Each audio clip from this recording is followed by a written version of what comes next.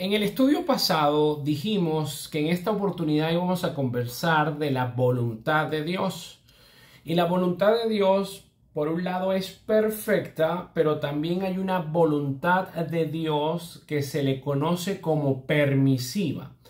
Vamos a seguir entregando información para las mujeres en primer lugar y vamos a ver cuál es el diseño de Dios del matrimonio, cuál es la responsabilidad del varón y la de la mujer. Pero antes de llegar a ese diseño, es importante conocer a Dios. ¿Cómo pretendes que alguien pueda alinearse al diseño del matrimonio santo si ni siquiera conoce a su creador, al autor del matrimonio? Entonces, es importante siempre en cada uno de los estudios que nosotros realicemos encontrar los atributos de Dios. Dios quiere revelarse para tu vida. Y la forma más directa que Él decidió en su soberanía es a través de su palabra. En la Escritura encontramos quién es Dios, quién es Jesucristo, quién es el Espíritu Santo y de qué manera Él puede obrar en mí. Dicho esto, vamos en primer lugar a desarrollar la voluntad perfecta de Dios. Él tiene una voluntad perfecta.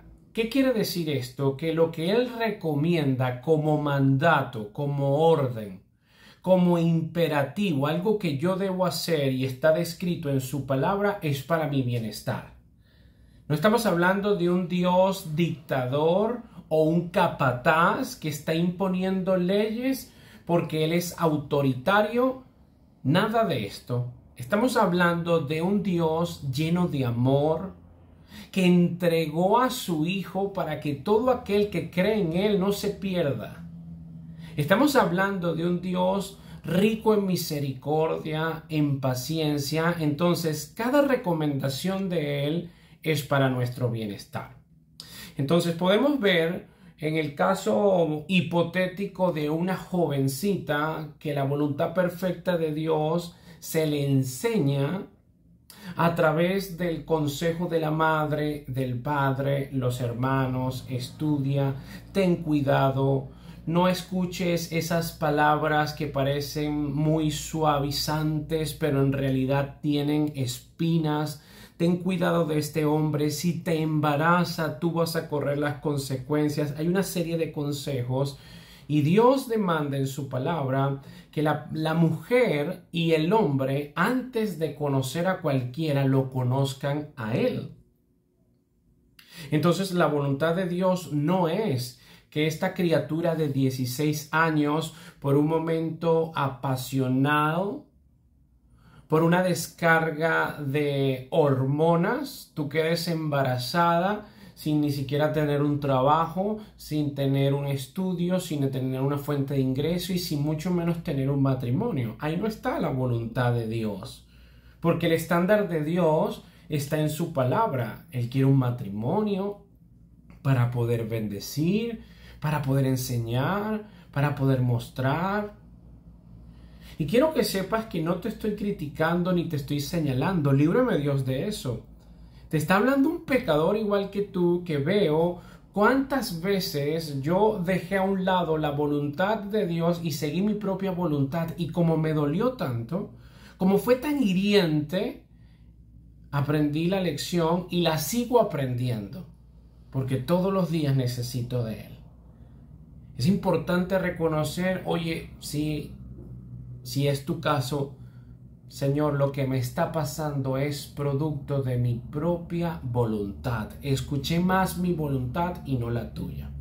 La voluntad perfecta de Dios está descrita también en Romanos 12, del 1 al 2, donde Él nos invita, nos da, no es una invitación, es un mandato, corrijo, no te amoldes al mundo actual. O sea, hay un mundo que quiere amoldarte con estos sistemas, ideologías, educaciones y culturas y tradiciones perniciosas, pero Dios te dice, no te amoldes, renueva tu mente, realiza esa metamorfosis, ese cambio de adentro hacia afuera. a través de su palabra, porque a través de esa renovación del entendimiento vas a poder conocer cuál es la voluntad de Dios, que es buena, es agradable y también perfecta. Muy bien, hay otra voluntad que vamos a poner ejemplos de la Biblia, y esto es fascinante, es profundo, y es la voluntad permisiva de Dios. Dios muchas veces permite que nosotros atravesemos escenarios producto de las decisiones nuestras. Yo decidí seguir mi voluntad. Y Dios sabe que ahí Él va a enseñarme también. Entonces Él permite que yo atraviese por estas situaciones densas, dolorosas, tristes, pero a través de esa situación que yo mismo ocasioné, Él también puede glorificar quién Él es. Puede crear escenarios y condiciones para que yo también pueda aprender. Y voy a poner dos ejemplos bíblicos. De la voluntad perfecta de Dios podemos encontrar un ejemplo en José. Vamos a verlo en retrospectiva. José, el gobernador. Después de Faraón estaba José, iba a salvar a Egipto de una hambruna y a naciones vecinas. José tenía que tener una capacidad de administrativa sobrenatural. Y quizás nosotros decimos, si desconocemos la historia, ¿dónde tenía que aprender? ¿Qué debería aprender? ¿Con quién tendría que contar? Y en función de eso, pensando humanamente, sería muy difícil que llegáramos a la conclusión que Dios llegó. ¿Cómo lo enseñó Dios? A través del dolor. Es vendido por sus hermanos. Llega a la cárcel. Sale de la cárcel a casa de Potifar. Cuando las cosas empiezan a funcionar, la mujer de Potifar desea que él se acueste con ella. Él huye de la mujer. La mujer da un falso testimonio de José. José vuelve a prisión. Qué doloroso todo este proceso para este hombre. Pero en esa adversidad, en esa prisión, en esa oscuridad, en ese desarraigo tan fuerte que vivió de sus familiares, que hasta sus hermanos fueron quienes los vendió. En todo ese escenario tan doloroso está la voluntad perfecta de Dios, fortaleciendo el carácter de un hombre que iba a gobernar, que iba a administrar, que iba a capacitar, que iba a modelar, que iba a enseñar y que iba a salvar a la nación elegida.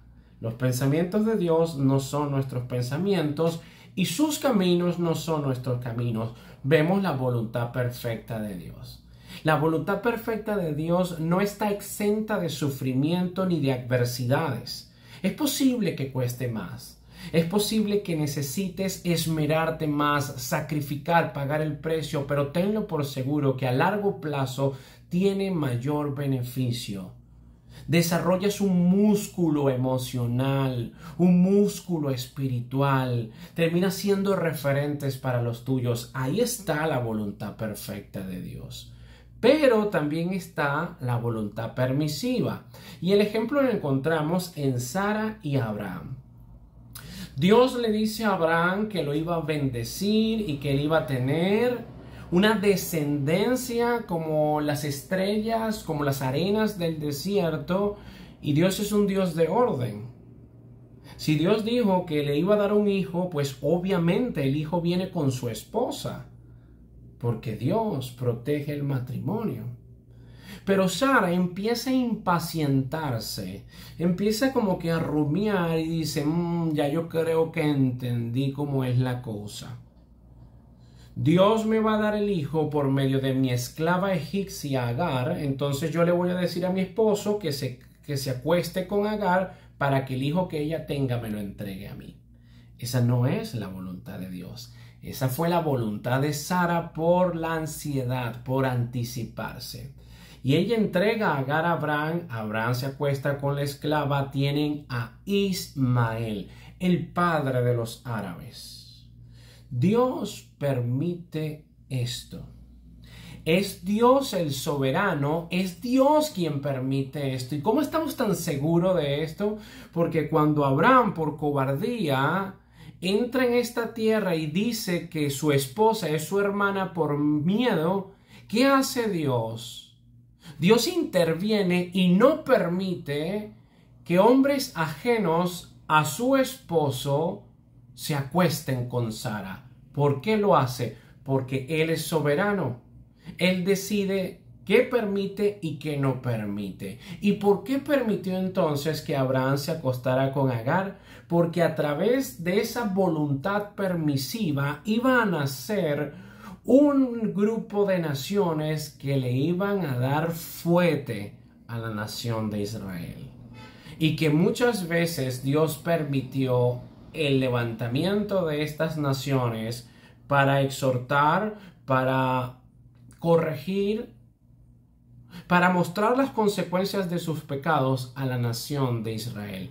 Ahí está la voluntad permisiva de Dios. Él permitió el nacimiento de Ismael. Él permitió la rebelión de Satanás. ¿Acaso Dios no es un Dios soberano que tiene el poder de decirle a Satanás: te desapareces tú y tus demonios en un instante, en un segundo? Amén.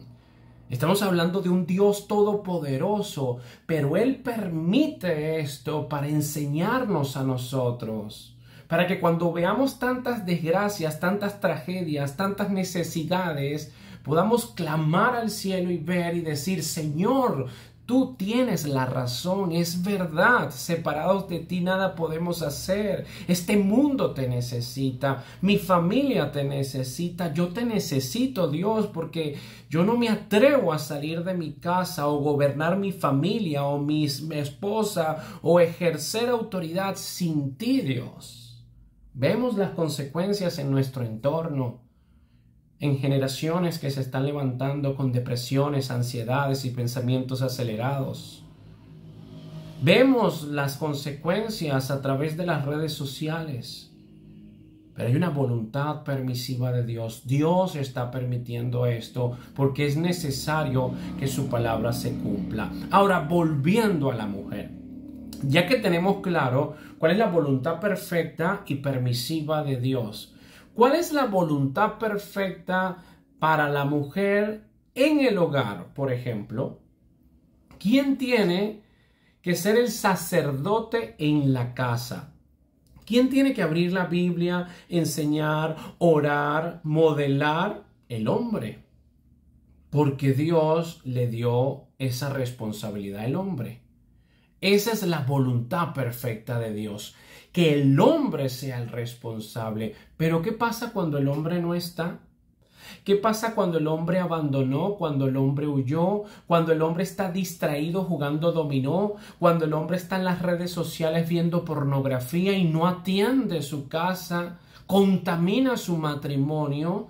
Dios emplea la voluntad permisiva y permite que sea la mujer que abra la Biblia, permite que sea la mujer quien lidere, quien santifique, quien ore. Y si el hombre se fue y abandonó y queda la mujer solita, Dios provee, Dios protege, porque Jesucristo es un caballero. Segunda de Timoteo 1:5 dice: porque tengo presente la fe sincera que hay en ti. Pablo hablándole a Timoteo. Ahora es interesante lo que dice aquí.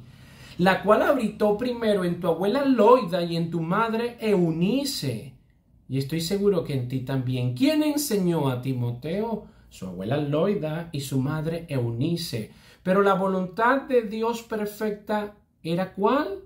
Que el hombre enseñara a su hijo. Pero ¿qué pasa cuando el hombre no está? Bendice Dios a la mujer. Yo soy un ejemplo de esto. Yo no tuve un padre creyente y temeroso de Dios. Tuve un alcohólico, mujeriego, irresponsable que nos abandonó. Pero mi madre la veía de rodillas. Pero mi madre: no te comas ese bocado sin antes darle gracias a Dios. Mi madre me enseñó, mi madre me modeló. Y gracias a la bendición de mi madre, el resultado Lo veo en mí, lo veo en mi familia, pero fue mi madre la sacerdote en ese hogar. Empezamos a comprender esto. Una forma también de confirmar la voluntad permisiva de Dios en el rol de la mujer en el hogar lo encontramos en 1 Corintios 7, cuando Pablo está hablando de problemas matrimoniales, que dice que la mujer no abandone al hombre a pesar de que sean inconversos y ya están viviendo juntos, porque ella puede santificarlo, ella puede santificar a sus hijos. Repito, es la voluntad perfecta de Dios que el hombre encabece el hogar. Y encabezar no es disminuir, menospreciar, humillar, jamás. Encabezar es modelar, es amar, es poner el pecho para recibir las balas y que no les caigan a los míos. Es proteger a mi familia. Es reconocer que Dios me va a pedir cuenta por mi esposa, por mis hijos, que Dios me va a pedir cuenta todas las veces que les protegí, que les administré, que les oré, que les santifiqué.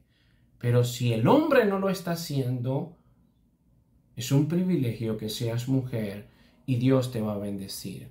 Muy bien, ¿cuál es el rol de la mujer en la iglesia?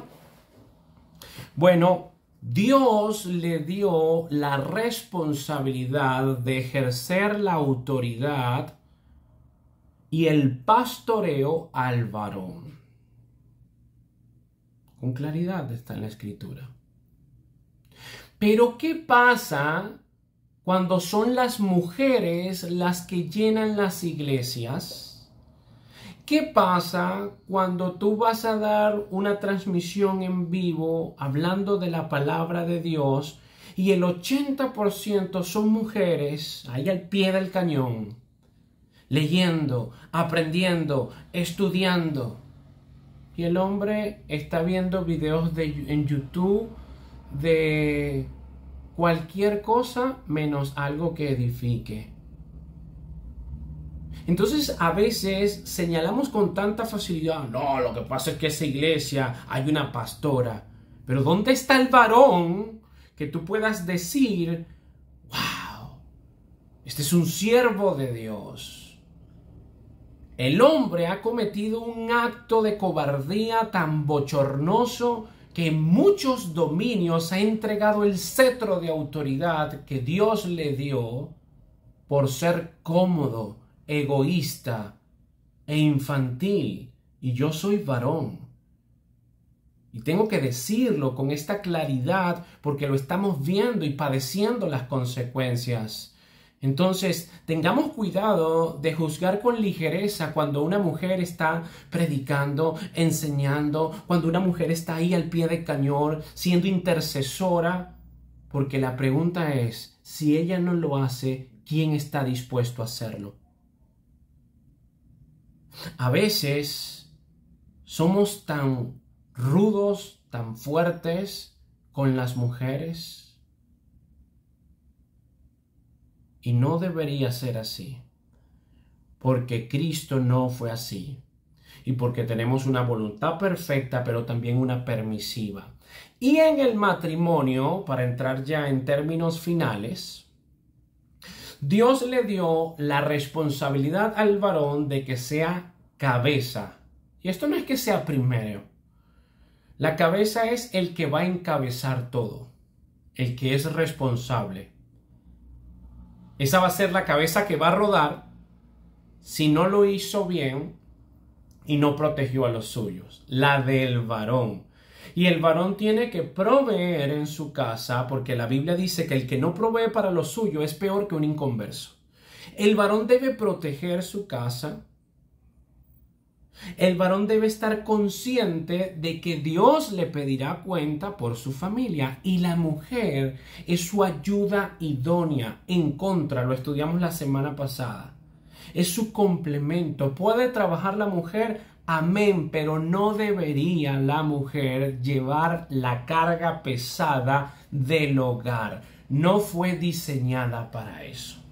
Puede hacerlo, amén. Estamos hablando de una voluntad perfecta, pero Dios permite muchas veces que se levante la mujer, la bendice, la capacita, la sustenta, porque el varón no está haciendo su parte. La mujer está para darle armonía al hogar, para educar a los suyos en complemento con el varón. No estamos hablando de machismo. La Biblia no es machista, es el hombre que la interpreta mal. La mujer está para ser tratada como una reina, como a coheredera del reino, como a vaso más frágil, primera de Pedro 3:7. Y esto no quiere decir que es débil o menos valiente que el hombre. No, no es cierto. Cuando Cristo moría estaban las mujeres, los hombres estaban espantados. Cuando la mujer da a luz, desarrolla una valentía que intimida a muchos varones. Entonces, ¿a qué se refiere como vaso más frágil? Bueno, como esto es tan importante, significa, como esto es tan valioso, yo lo voy a colocar en un cuidado, en un lugar privilegiado, porque no quiero que se raye, no quiero que sufra un daño, no quiero que le caiga polvo. Así el varón tiene que ver a la mujer. Gracias, Dios, por darme esta mujer. Gracias, Señor, por su inteligencia, por su intuición, porque es diferente a mí, porque piensa distinto a mí. Bendita sea ella.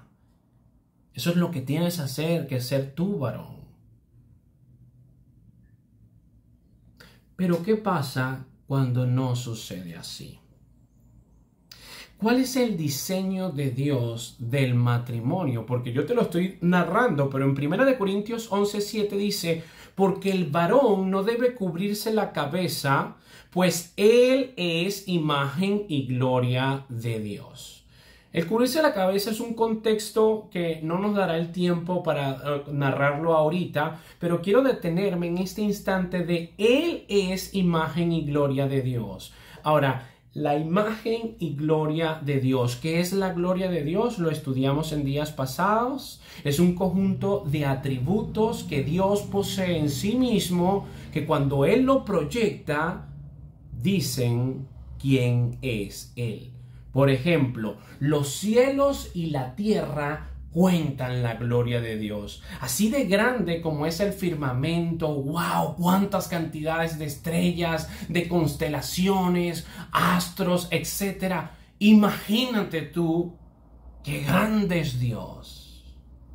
Entonces, la gloria de Dios es esto, pero aquí dice, y está hablando en términos de el estándar de Dios, la voluntad perfecta de Dios, es que el hombre proyecte la gloria de Dios. Y en el matrimonio, el varón representa a Cristo. Tiene que ser como Cristo fue. Tiene que estar dispuesto a sacrificarse por su familia, por su esposa, por los suyos. Tiene que enseñar, tiene que modelar, tiene que cambiar atmósferas incorrectas por las correctas. Tiene que liderar con mansedumbre, con sabiduría, con discernimiento. Yo quiero saber cómo tengo que ser en mi matrimonio. Tienes que ser como Cristo fue, que de tal manera nos amó que Él se entregó hasta la última gota de sangre por amor.